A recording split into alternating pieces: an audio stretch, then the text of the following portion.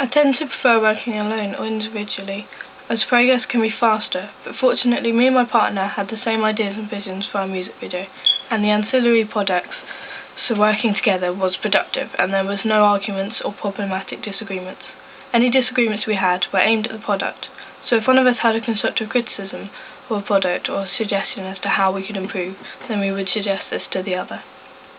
The other person would then agree, as we would see how it's a good idea, as we had the same vision and improvements were then easy to make. We worked well together and had separate roles that overlapped. We did not designate ourselves completely different tasks. Instead, we would do what we needed doing and equally divided the workload. That way we would learn how to use a program and develop skills in new areas, as we were both involved in almost every part of the creative processes. We aimed to help each other out and to share the workload and pull our weight. So working was easy and our production flowed well.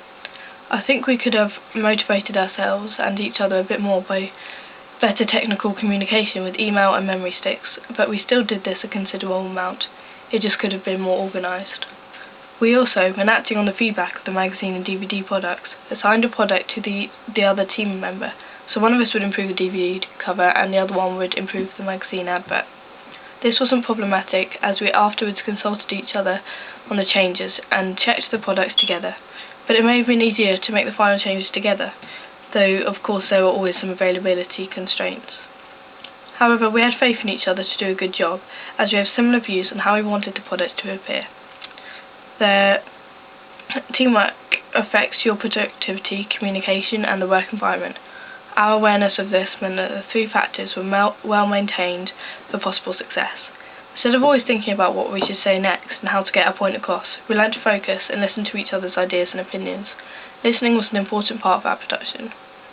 We also learned that we had to make some sacrifices, like giving up some free time to work on planning or research, or giving up some of our resources for use, or letting each other take charge from time to time depending on our individual strengths and weaknesses.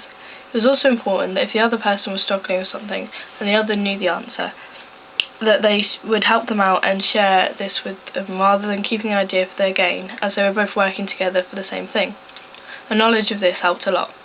We could have made more constructive criticisms of each other's work to hasten the progress, but this could have resulted in disagreement in itself, and we still managed to finish. It was important that we each pulled our weight and did a lot of the hard background work, as this was the basis to success, the research and planning. We both tried to lessen the workload of one another to get this all done. I think it was important that we defended our ideas and showed the reason behind them, even if they were then not used, as arguing an idea without reason would lead to problems and some frustrated arguments. Through this practical, I learned that teamwork can be a positive thing that does in fact speed production, as if you have someone you cooperate well with, they can help to lessen your load and help you reach the goal, as each person's hard work increases a positive result, and working alone may not always reach this as effectively. I think this is especially true for this type of production.